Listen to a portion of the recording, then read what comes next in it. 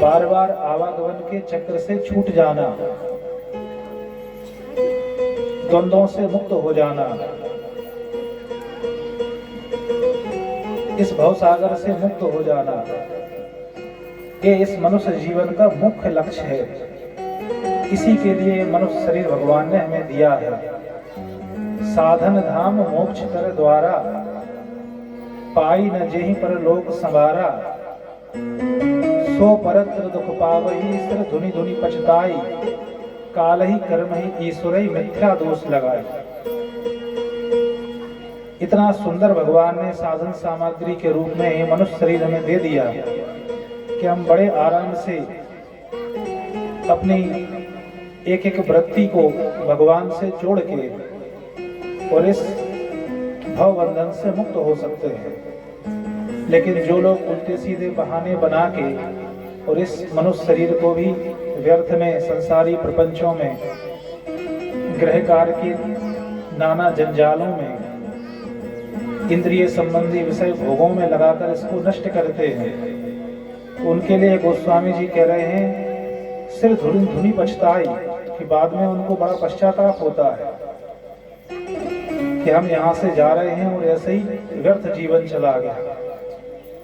फिर बाद में काल ही कर्म ही ईश्वर ही मिथ्या दोष लगाए, फिर भगवान को दोष देते हैं, समय को दोष देते हैं, वातावरण को दोष देते हैं कि वो इस कारण से हम भजन नहीं कर पाए, इस कारण से नहीं कर पाए, इस कारण से नहीं कर पाए। तो इन सारी चीजों को छोड़ करके, और कथा का मतलब है कि हमारा जीवन परिवर्तन हो जाए। केवल कथा सुनी, उसका मनन चिंतन नहीं किया, कथा में जो सिद्धांत सुने उनको जीवन में धारण नहीं किया, तो वास्तविक जो लाभ है कथा सुनने का वो नहीं मिल पाता है। वो जब ही मिलेगा जब आज से ही हम ये संकल्प करें कि अब हमको अपने जीवन की धारा को मोड़ना है। ये घर गृहस्थी संबंधी जितने भी कार्य हैं, ये सब गृहस्थ के मुख्य धर्म नहीं है, अपितु गृहस्थ के उपधर्म है। उपधर्म माने कि आपको अपना घर परिवार का पोषण करना है, शरीर को भी चलाना है, तो इसके लिए उतना कमाना है, उतनी व्यवस्थाएं करनी है, खेती बाड़ी करनी है। पर ये मुख्य धर्म नहीं है कि इससे आपको कोई बहुत बड़ा लाभ मिल जाएगा। ये तो कुत्ते बिल्ली पशु भी करते हैं, अपना पेट भरते हैं, अपने बच्चों का पेट भरते हैं, तो इतना करने मात्र को तो फिर पशु की ही तरह है हम भी। तो हमें कुछ उनसे विलक्षण करना है। इतना सब करते हुए जीवस्व तत्व जिज्ञासा नार्थो यश्चे ही कर्म भी, कि हमें इसलिए जीना है कि हमें अपना कल्याण करना है। हम भगवान से अनादिकाल से बिछुड़े हुए हैं, हमें उन्हीं भगवान के चरणों में पहुंचना है, उनकी प्राप्ति करनी है, उनकी भक्ति प्राप्त करना, उनका प्रेम प्राप्त करना है, उनके नित्य धाम में जाकर के सदा सदा के लिए आनंदित हो जाना है। तो एक चाहे गृहस्थ धर्म हो चाहे कोई भी धर्म हो, ये मुख्य यही उसका लक्ष्य होना चाहिए। सवई पुंसाम परो धर्मो यतो भक्ति हृदोक्षजे, ये जीव मात्र का परम धर्म है कि बस हमें भगवान की प्राप्ति हो जाए। तो कुछ नियमों को आज से धारण करने का प्रयास करें, कोई बहुत कठिन नहीं है। सबसे पहले उन सारे नियमों की नींव है कि आज से ही दृढ़ता पूर्वक श्री भगवान के चरण कमलों का आश्रय ग्रहण कर लें, भगवान के चरण कमलों की शरणागति ग्रहण कर लें। शरणागति आश्रय का मतलब कि हे प्रभु, हे श्री कृष्ण, हे राधा रानी, आज से हम आपके हैं। हमारा परिवार, हमारा घर मकान, खेती बाड़ी, जमीन जायदाद, धन संपत्ति, जो कुछ भी है जिसको हम अपना मानते हैं, वो सब आपके चरणों में समर्पित है, वो सब आपका है, हम भी आपके हैं। आज से हमारे जीवन में जो भी सुख दुख आएगा, जैसे भी अनुकूल प्रतिकूल परिस्थिति आएगी, हम उसको आपका कृपा प्रसाद ही समझेंगे। सुख आया तो भी आपकी कृपा है, दुख आया तो हमने कोई पूर्व में ऐसे कर्म किए थे जिसका परिणाम आज हमारे सामने आ रहा है। हे नाथ, ये भी आपकी कृपा है जिससे हमारे वो पाप कर्म नष्ट होंगे, हम शांति से इस दुख को भी भोग लेंगे। तो सबसे पहले भगवान का आश्रय, उनकी शरणागति, उनके चरणों में सर्वस्व अर्पण, ये नींव है सारे नियमों की। आज के बाद हम किसी भी लौकिक कामना से, किसी भी लौकिक सुख के लिए और कहीं नहीं जाएंगे। किसी देवी देवता के आगे हाथ नहीं फैलाएंगे कि हमें हमारी इस कामना को पूरा करो, हमारी इच्छा पूरी करो, हमारे इस संकट का हरण करो, कुछ नहीं। हे प्रभु, आज से बस सब कुछ आपको सौंप दिया है। अगर कभी कुछ मांगना होगा तो आपसे ही इच्छा करेंगे, और नहीं तो आप तो सर्वांतर्यामी हैं, आपको तो पता ही है कि हमें क्या आवश्यकता है, तो आप बिना मांगे ही उसको पूरा कर देंगे। उसके लिए आपको भी क्या कहना है। ऐसी निष्ठा, ऐसा भगवान के ऊपर पूरा विश्वास हो जाए, हर क्षण हम कोई भी कर्म करें, कहीं भी जाएं, सबसे पहले एकदम भगवान का स्मरण होना चाहिए। कुछ भी लाभ हुआ तब भी भगवान का स्मरण कि हे प्रभु आपकी कृपा है, और कोई हानि हुई, कोई प्रतिकूल परिस्थिति या कोई संकट आ गया, तब भी प्रभु का ही चिंतन करेंगे। तब भी हे प्रभु आपकी कृपा है, ये विपत्ति भी आपकी कृपा है, ऐसी भावना करेंगे। ये सब शिक्षाएं भागवत जी में ही हैं। अभी आप कुंती जी का चरित्र सुनेंगे तो उसमें कुंती जी तो विपत्ति भगवान से मांग रही है कि हमको अनादिकाल तक के लिए विपत्तियां दे दो। हर समय हमारे जीवन में कोई ना कोई संकट, कोई ना कोई विपत्ति बनी रहे, कोई ना कोई दुख बना रहे। क्यों? क्योंकि उस स्थिति में आपका ज्यादा स्मरण होता है, और आपका स्मरण यदि हो रहा है तो लौकिक कितनी भी विपत्ति बनी रहे, परंतु वास्तव में वही सबसे बड़ी संपत्ति है। कहे हनुमंत विपत्ति प्रभु सोई, जब तब सुमरन भजन ना होई। हमारे जीवन में सब कुछ बढ़िया है, खूब पैसे हैं, घर गृहस्थी में भी सब बढ़िया चल रहा है, सब स्वस्थ हैं, कोई रोग नहीं है, तो ये कोई संपत्ति नहीं है, ये विपत्ति ही है। अगर भगवान का चिंतन, भगवान का स्मरण नहीं हो रहा है, भगवान का भजन नहीं हो रहा है, तो ये सारी चीजें किसी काम की नहीं है।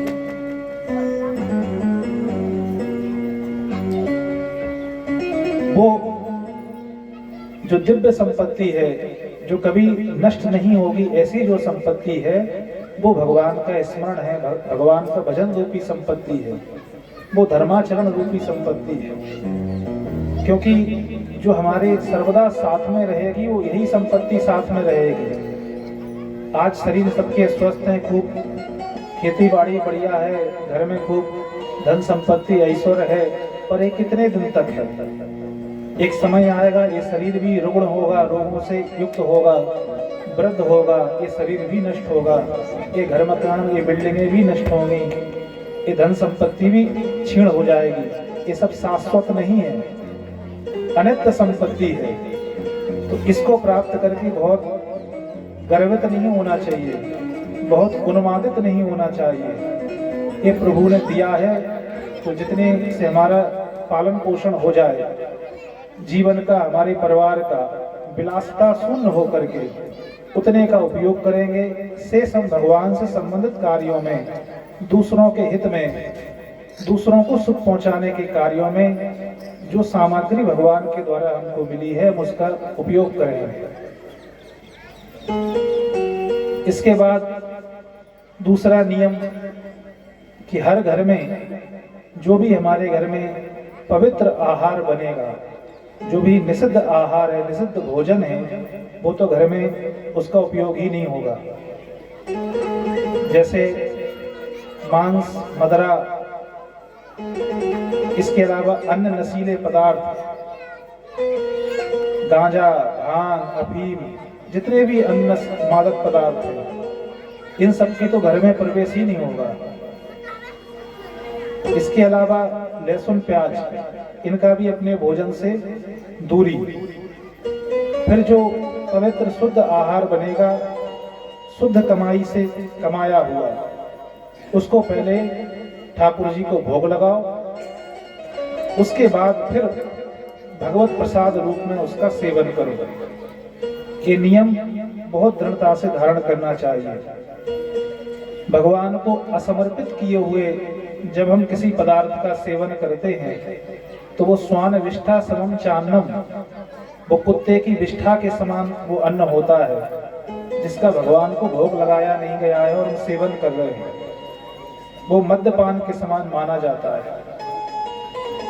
तो दूसरा नियम कि हर घर में भगवान को भोग लगा के और ऐसी सामग्री ही बनेगी जिसका हम भगवान को भोग लगा सकें, फिर प्रसाद रूप में उसको पाएंगे।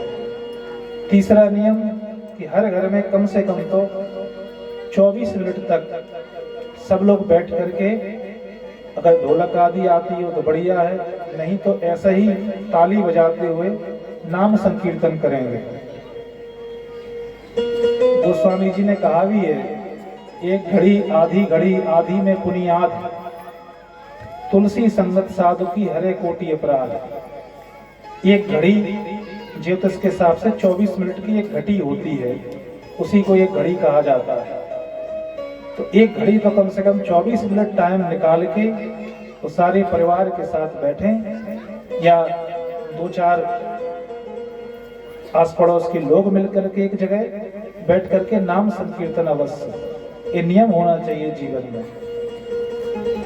इतने मात्र से ही आपके घर में जितनी भी आदि व्याधियां हैं, जितने भी नवग्रह आदि के जो नकारात्मक प्रभाव हैं, जितने भी आपके जीवन की समस्याएं हैं, जितने भी संकट हैं, बाधाएं हैं, जितने भी प्रतिबंधक हैं, जो कुछ है उस सबसे निवृत्ति केवल ये 24 मिनट के नाम संकीर्तन से मिल जाएगी। भागवत जी में नारायण कवच का वर्णन आता है, उसमें लिखा है, यन्नो भयम ग्रहेभ्यो भूतेभ्यो अहो एव वा सर्वाणि तानि नश्यन्तु। जितने भी प्रकार के भय हैं, जितनी भी प्रकार की समस्याएं हैं, वो सारी नष्ट हो जाती हैं भगवान नाम रूपास्त्र कीर्तनात्, भगवान के नाम का संकीर्तन करने मात्र से। तो भगवान का आश्रय, उनकी शरणागति ग्रहण करना है। भगवान को भोग लगा के ही जो भी हम पाएं वो प्रसाद रूप में उसको ग्रहण करना है। यहाँ तक कि और भी जो भी हम पहने, जो भी हम अपने घर गृहस्थी के प्रयोग में वस्तु लें, पहले भगवान के वहाँ स्पर्श करा के, हे प्रभु आप इसे स्वीकार करो, अब प्रसाद रूप में हम इसको ग्रहण करते हैं। हर एक वस्तु का प्रसाद रूप में ही प्रयोग करें, क्योंकि हर एक वस्तु में कोई ना कोई दोष है। जो भोजन है, अच्छा भोजन है, तब भी उसमें दोष है। आप खेती कर रहे हैं, कई कीड़े मकोड़े वहाँ मरते हैं, बहुत से ऐसे दोष उस भोजन में आ जाते हैं। तो भगवान को भोग लगने से वो एकदम सारे दोष उसके खत्म हो जाते हैं। प्रसाद रूप में आप सेवन करेंगे, आपको वो बहुत लाभ देगा। तीसरा नाम संकीर्तन। चौथा, जितने भी असत आचरण हैं उनको अपने जीवन में नहीं आने देंगे। जैसे भागवत जी में कलियुग का निवास 5 जगह बताया गया है। द्यूतम पानम स्त्रिया सूना यत्रा धर्मश्चतुर्विधा, जहाँ जुआ खेला जाता हो, सट्टा है, जुआ है, ये सब जहाँ होते हैं तो उन लोगों की बुद्धि में कलियुग आएगा ही आएगा। उनके घर में कलियुग, कलियुग माने अधर्म, अधर्म माने विपत्तियां, समस्याएं, वो जरूर वहां आएंगे। तो जुआ, सट्टा, इन सब से बचना है। पानम, मद्यपान, मदिरापान का एकदम पूर्ण रूपेण त्याग करना है। स्त्रिया, पर स्त्री गमन, अपनी जो विवाहिता धर्म पत्नी है, हमारा जो भी संबंध रहेगा, सिर्फ जो भी हमारा दृष्टि रहेगी सिर्फ उनके ऊपर। पर स्त्री गमन का एकदम त्याग। विभीषण जी ने रावण से कहा था, सो पर नार ललार गुसाई तो तजो चौथ के चंद की नाई, कि अगर आप पर स्त्री की तरफ को दृष्टि करते हैं तो आपका सर्वनाश होने में ज्यादा समय नहीं लगेगा। इसलिए इस दोष से बचना है। और हिंसा, किसी को भी, किसी भी जीव को हमारे द्वारा कोई पीड़ा ना पहुंचे, कोई कष्ट ना पहुंचे, किसी को कोई दुख ना पहुंचे। हम हमेशा सभी जीवों में, चाहे वो मनुष्य हों, चाहे वो पशु पक्षी हों, चाहे अन्य कीड़े मकोड़े हों, भगवान सभी जीवों के अंदर आत्मा रूप से विराजमान है। सर्वस्तु चाहम हृदय सन्निविष्टो। तो हमारे द्वारा यदि किसी को दुख दिया जाता है, किसी को पीड़ित किया जाता है, तो कहीं ना कहीं वो भगवान का ही अपराध बनता है। तो इसलिए पर हिंसा से हमको बचना है।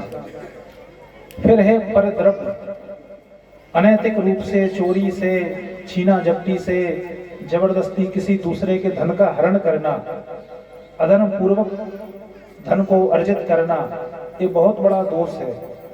उस समय तो देखने में लगता है कि चलो इतना धन हमको प्राप्त हो गया है, आनंद लेंगे, पर उससे आनंद नहीं होगा। वो आपको ऐसी ऐसी समस्याओं में उलझा देगा कि आप बहुत अशांति में आपका जीवन बना देगा। तो पर धन से बचना। तो ये इन चीजों का त्याग करना है और जो ग्रहण करने की चीजें उनका ग्रहण करना है। और हमेशा प्रयास करना है कि जो भी धर्म सम्मत कार्य हो, जिनको हमारे शास्त्रों ने अनुमति दी हो कि अच्छे कार्य हैं, उन्हीं को करना है। जिसको हमारे संत जन कहें कि नहीं ये अच्छे कार्य हैं, केवल उन्हीं को करना है। शास्त्र, संत, गुरुजन ये जिन कार्यों का निषेध करें कि ये कार्य नहीं करने चाहिए, ये अनैतिक कार्य हैं, गलत कार्य हैं, तो उनका त्याग करना चाहिए। क्योंकि जब हम धर्म का पालन करते हैं तो हमारी उन्नति होती है। धर्म शब्द का अर्थ है यतो अभ्युदय निःश्रेयः सिद्धि सधर्मा, कि जिससे हमारा उत्थान हो, हमारी उन्नति हो, हमारा अभ्युदय हो और हमारा कल्याण हो, वो धर्म है। तो जब हम धर्म का त्याग करके अधर्म का रास्ता पकड़ते हैं तो इससे हमारी अवनति होती है। हर व्यक्ति चाहता है हमारी उन्नति हो और वो पाप करने से डरता नहीं है, अधर्म करने से डरता नहीं है, तो उन्नति कैसे संभव? तो इसलिए धर्म का मार्ग हम पकड़ें। और प्रायः सबको पता होता है कि धर्म क्या है, क्योंकि हमारे हृदय में बैठे भगवान जो हमारे मुख्य गुरु हैं, जगत गुरु हैं, वो स्वयं आपको अंदर से प्रेरणा करेंगे कि आप जो कर रहे हैं ये गलत कार्य है। सबको पता रहता है, जो मदरा पान कर रहा है उसको पता है गलत है, जो गांजा पी रहा है उसको पता है गलत है, जो व्यभिचार कर रहा है उसको पता है गलत है। तो आपको सबसे पहले अंदर से ही प्रेरणा मिल जाएगी। अंदर जो जगत गुरु भगवान हृदय में बैठे हैं वही सबसे पहले समझाते हैं कि बेटा ये मत करो। लेकिन हम लोग तात्कालिक सुख के चक्कर में, क्षणिक सुख के चक्कर में वो पाप कर्म कर देते हैं और उसका जब परिणाम सामने आता है तो बहुत दीर्घ काल तक दुख उठाना पड़ता है। गोसाई जी ने मानस जी में लिखा है, क्षण सुख लाग जन्म सतकोटि, कि जो पर स्त्री पर पुरुष के साथ गमन करती है वो क्षण भर के सुख के लिए उसको 100 करोड़ जन्मों तक कष्ट भोगना पड़ेगा, 100 करोड़ जन्मों तक उसको नरक में जाना पड़ेगा। तो हर एक पाप का जो दंड मिलता है वो बहुत बड़ा मिलता है। लेकिन हम लोग तात्कालिक सुख के चक्कर में दूरगामी परिणाम को नहीं देख पाते हैं। इसलिए अधर्म की जितनी भी चीजें हैं वो सब तत्काल सुख देने वाली हैं, और जो धर्म का रास्ता है वो सत्य गुण प्रधान है। उसमें प्रारंभ में थोड़ा कष्ट होता है पर परिणाम बहुत मंगलमय होता है। तो हमें पशु नहीं बनना है। पशु का मतलब होता है जो तत्काल सामने लाभ देखे। जैसे पशुओं को लोग जाल में फंसाते हैं, तत्काल घास का, चारे का लाभ देके और फंसा लेते हैं, क्योंकि तत्काल उसने सुख देखा, उसके पीछे उसको कसाई खड़ा है मारने के लिए, वो उसको नहीं दिख रहा है। तो ऐसे ही हम लोग मनुष्य हैं, थोड़ा विवेक का प्रयोग करें कि जिन चीज़ों में तत्काल सुख दिख रहा है कि इसका पैसा छीन लें, बलात् इसके इतनी जमीन पे कब्जा कर लें, इसको छल बल से तो इसका परिणाम जब आएगा तब बड़ा विनाशक होगा। महाभारत में उदाहरण देख सकते हैं, कौरवों ने कितना सब नाटक किया, कैसे करके हम पांडवों को राज्य से बेदखल कर दें और स्वयं राज्य का भोग करें, लेकिन परिणाम क्या हुआ? अधर्म का रास्ता चुना तो सब खत्म हो गया। तो ये सब शास्त्र की कथाएं हमें व्यवहारिक उपदेश भी देती हैं कि हमको जीवन कैसे बनाना है। तो शास्त्र सम्मत कर्मों का आचरण करना है और उन कर्मों को भी भगवान को समर्पित कर देना है। हे प्रभु, हमारे द्वारा कोई ऐसा गलत आचरण ना हो और जो अच्छा कर्म हम पे बना वो आपके चरणों में समर्पित है। इसके परिणाम स्वरूप हमें कोई पुण्य मिले, हमें कोई लाभ मिले, हमारी कोई कामना पूर्ति हो जाए, ये नहीं चाहते हैं। ये आपको समर्पित है। अब आप हमारे ऊपर कृपा करें, आपकी भक्ति हमारे हृदय में आए ताकि हम सत्मार्ग का अनुसरण करें, आपके नाम का कीर्तन करें, आपकी कथाओं को सुने, आपके भक्तों को संतों की सेवा करें, उनका संग करें, धर्म के रास्ते पर चलें, पाप कर्मों से डरें।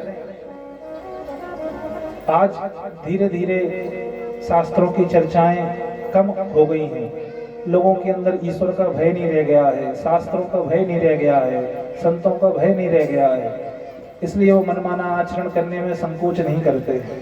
अरे देख लेंगे आगे, जो परिणाम आएगा देख लेंगे। जब परिणाम आएगा तब देखने लायक नहीं रहोगे। जब परिणाम आता है ना, उस समय समझ में आता है। तो इसलिए ये मूर्खता को छोड़ के, इस अज्ञानता का त्याग करके वो हमेशा पवित्र रास्तों पर चले। धीरे धीरे आप 7 दिन में कथाओं में जो भी अच्छी बातें सुने उनको अच्छे से नोट करें कि ये बात हमें जीवन में धारण करनी चाहिए। उन बातों को धीरे धीरे भगवान की कृपा का आश्रय लेकर के कि हे प्रभु, मैं तो बड़ा अधर्मी हूँ, दुष्ट स्वभाव का हूँ, कुसंस्कारों से संपन्न हूँ, मैं प्रयास कर रहा हूँ फिर भी इन अच्छी बातों को धारण नहीं कर पा रहा हूँ। हे प्रभु, मुझे ऐसा आत्मबल दो जिससे मैं इन चीज़ों को अपने जीवन में उतारूं और इस तरह से अपने जीवन को आगे बढ़ाऊं, जीवन यात्रा को। और लक्ष्य यही रहे कि बस जब इस शरीर की पूर्णता हो, इस जीवन लीला का समापन हो, तो इसके बाद हमें किसी माता के गर्भ में दोबारा न आना पड़े। इसी जन्म में हम इस संसार से मुक्त होकर के अनंत काल के लिए आपके चरणों में स्थान प्राप्त कर लें, जहां से हम बिछुड़े थे। ईश्वर अंश जीव अविनाशी, हम आपके ही अंश हैं। आपसे अलग होकर के आपकी इस माया के द्वारा बनाए हुए इस बाजार में भूल गए हैं, भटक गए हैं। तो हे नाथ, अब हमको आपके ही पास आना है। बहुत हमने भटक लिया है, बहुत कष्ट उठा लिया है। जिन जिन योनियों में गए कहीं सुख नहीं मिला, हर जगह वही सब समस्याएं, वही सब दुख, शोक, विषाद, हानि, लाभ आदि द्वंद्व। इन सब द्वंद्वों में पिसते पिसते अब उब गए हैं। अब हमारा एकमात्र लक्ष्य है कि आप सच्चिदानंद रूप हैं, आप आनंद के समुद्र हैं, जो आनंद सिंधु सुख राशि। बस आपकी उस सिंधु में, आनंद सिंधु में ये बिंदु भी उसमें मिल जाए, बस आप तक हमको आना है। तो ये अपने जीवन का लक्ष्य बनाना है। इसी के लिए कथाएं सुनी जाती हैं, संतों का संग किया जाता है। कथा या सत्संग को इस रूप में नहीं लेना चाहिए कि यहाँ से हमें कोई लौकिक थोड़ा बहुत लाभ हो जाए, कोई हमारी इच्छा पूर्ति हो जाए, किसी हमारी समस्या का, सांसारिक समस्या का समाधान हो जाए। ये सब तो बहुत छोटी सी चीज है। आपके पूर्वकृत कर्मों के अनुसार न चाहते हुए भी सुख दुख आपके जीवन में आते रहेंगे। आज दुख है, कोई पूर्व का ऐसा शुभ कर्म आएगा कि कल सुख भी मिलेगा। आज सुखी हो, कोई ऐसा कर्म आएगा कल दुखी हो जाओगे। तो ये सुख दुख का चक्कर तो ये लगा रहता है। हमें इस चक्कर से ही मुक्त होना है। ना सुख में फूलना है, ना दुख में शोकित होना है। हमें दोनों ही स्थितियों का शांति से उपभोग करते हुए, सुख आए शांति से कि कोई ऐसा शुभ कर्म था, प्रभु की कृपा है कि चलो सब ठीक है, लेकिन उसमें उन्मादित नहीं होना है, हर्षित नहीं होना है, फूलना नहीं है। दुख आया, चलो कोई हमारा कर्म था, शांति से उसको भोग के, और दोनों ही स्थितियों में हमें प्रभु का चिंतन, प्रभु का स्मरण हर समय। जब भी कोई काम करो भगवान का चिंतन, जब कोई समस्या आ जाए भगवान का चिंतन, भगवान पर पूरा विश्वास कि प्रभु आप ही सुलझाएंगे। संसार में किसी और मनुष्य की आशा नहीं, व्यवहार में सहयोग की आवश्यकता पड़े लो, पर विश्वास भगवान पर रखो कि प्रभु ये काम आपके ही द्वारा होगा। ये संसारी लोग क्या एक दूसरे को सुख दे सकते हैं, क्या एक दूसरे की सहायता दे सकते हैं। काल कर्म गुणाधीनो देहो यम पांच भौतिका कथमन्यास्तु गोपायत सर्पग्रस्तो यथा परम। जितने भी जीव हैं वो काल कर्म गुण आदि इन बंधनों से स्वयं बंधे हुए हैं, तो वो दूसरे को क्या सहयोग करेंगे। केवल एकमात्र जो काल कर्म गुण इन पर जो विजय प्राप्त किए हुए हैं वो भगवान है। केवल उन्हीं ईश्वर पर दृढ़ भरोसा, हर समय उनका चिंतन, हर समय उनको कैसे प्राप्त किया जाए, भगवान को क्या पसंद है, क्या उन्हें अच्छा लगता है, हम वैसा अपना जीवन बनाएं। तो आप तो ब्रजवासी हैं, तो और आवश्यकता है कि जैसे श्री कृष्ण पार्षद जो ब्रजवासी थे, उस समय के ब्रजवासियों के विषय में भागवत जी में आगे भगवान की लीलाओं में आएगा। जो ब्रज की गोपियां थी इतना काम करती थी कि इतना 10 महिलाएं एक साथ मिलके नहीं कर सकती हैं, वो अकेले एक गोपी करती थी। या दोहनी अभननी मथनोपलेप प्रेंखें किनार रुदो क्षणमार जनादो। गैया दुहने स्वयं जाना है, गायों की सब संभाल स्वयं करना है, बच्चों को खिलाना है, गोबर से आंगन लीपना है, और अन्न जितने भी धान आदि कूटना है। उस समय कोई मशीनें तो थी नहीं, सारा गृह कार्य स्वयं ही वो करती थी। गृह कार्य करते हुए भगवान का नाम जप, भगवान की लीलाओं का कीर्तन करते हुए सारे कार्यों को करती थी। उनका चिंतन हर समय श्री कृष्ण बने रहते थे।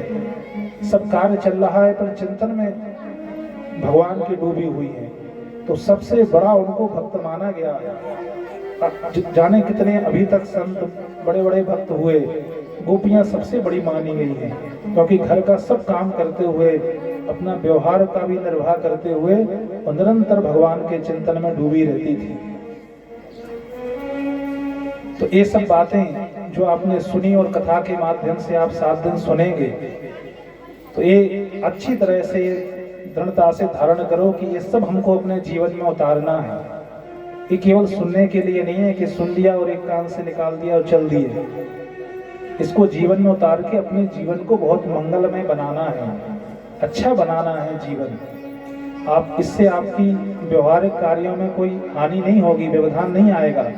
सब काम करते हुए हर समय भगवान का नाम जब चलता रहे, जब समय मिले भगवान का कीर्तन, जब समय मिले भगवान की चर्चा, किसी सदग्रंथ को घर में रख के उसका स्वाध्याय, भगवान के घर में ठाकुर जी की सेवा, कभी अवसर मिला तो संतों का संग, उनकी सेवा, कभी गिरिराज जी में चले गए परिक्रमा दे आए, कभी बरसाना वृंदावन की परिक्रमा दे आए। तो हर समय ऐसे ही हमको गृहस्थ से जितना हो समय निकाल के और भगवान में लगाना है। आप लोग तो बड़े वैसे ही सौभाग्यशाली हैं, आपके गांव में वैसे ही कई अच्छे महाभागवत हैं जो पहले ही से संतों की सन्निधि को प्राप्त किए हुए हैं। जैसे आपके चंदन जी सब जगह कीर्तन कराते रहते हैं। ब्रज और ब्रज के सीमावर्ती कई गांवों में इनके कारण आज भी प्रभात फेरियां चल रही हैं। सबको भगवान से जोड़ने का प्रयास करते रहते हैं। इन्हीं के प्रयास से यहाँ ये आयोजन हो रहा है। कुछ दिन में पूज्य बरसाना से बाबा महाराज भी आएंगे और वहीं बाबा की कृपा पात्रा श्री दया जी, जिनके मुख से आप विगत 2-3 दिनों से कथा श्रवण कर रहे हैं, तो पूज्य बाबा की ही सन्निधि में वहाँ बरसाना में रहती हैं। कई वर्षों से अपना श्री जी की आराधना में अपना जीवन जा रहा है। ना किसी से कोई मतलब, ना कोई संबंध, केवल एकमात्र प्रभु के लिए जीवन समर्पित।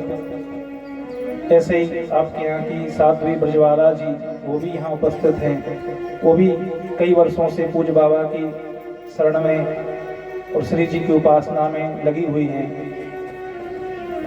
तो ऐसे ही सबको अपना जीवन बनाना है, चाहे गृहस्थ हो चाहे विरक्त हो। घर में भी रह के एक साधु की तरह जीवन, जो घर में रह के नित्य नाम संकीर्तन नाम जप करता है, भगवान के आश्रित है, जो सबकी सेवा का भाव रखता है, परहित का भाव रखता है कि सबको हमें सुख देना है, किसी को कष्ट नहीं देना है, जो शास्त्र के अनुकूल आचरण करता है, शास्त्र सम्मत आचरण करता है, वो घर में रह के भी साधु ही है। विभीषण जी कोई विरक्त नहीं थे, गृहस्थ में थे, तब भी वहां शिव जी ने उनको साधु कहा। विदुर जी गृहस्थी थे पर साधु रूप में कहे गए, क्योंकि साधु का मतलब कि आपके आचरण साधुता से संपन्न, आपकी दिनचर्या आपकी रहनी साधुता से संपन्न हो। इस प्रकार से जो भी बातें श्री जी की प्रेरणा हुई आपके सामने रखी, अब आप इन सबको धारण करें और यहीं अपनी वाणी को विलंब देते हैं। जय जय श्री राधे।